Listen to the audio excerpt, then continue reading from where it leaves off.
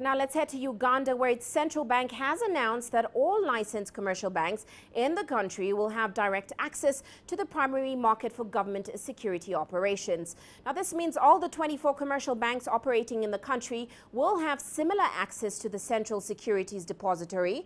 Bank of Uganda also says the new changes will make it easier for the public to invest in government treasury bills and bonds. Now Uganda uses these instruments to borrow money from the public, especially when its income falls short of spending needs. Our expectation is that we will have more participants in the primary market and a more liquid, efficient, competitive and attractive secondary market for government securities. By implication, the ease of accessing the market was with the clients of those specific primary dealer banks.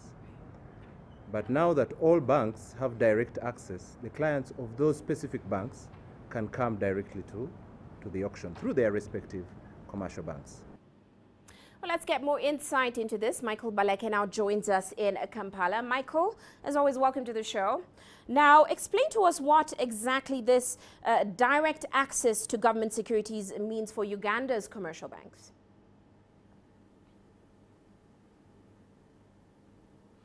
Hello, Uche.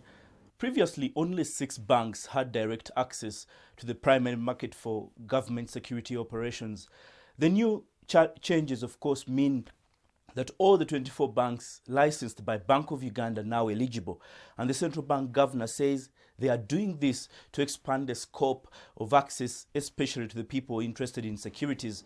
Financial products are known widely of common knowledge in Uganda, and this is something that the central bank recognizes. So by extending the direct access to all commercial banks, this will certainly add the services offered to their customers, and possibly more people will pick interest.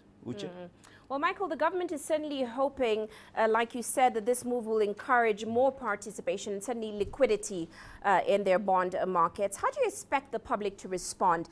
Is there sufficient interest for Uganda's government securities?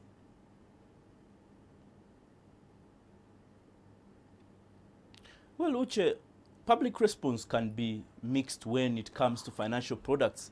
Like I said earlier, the general population does not have much information about them.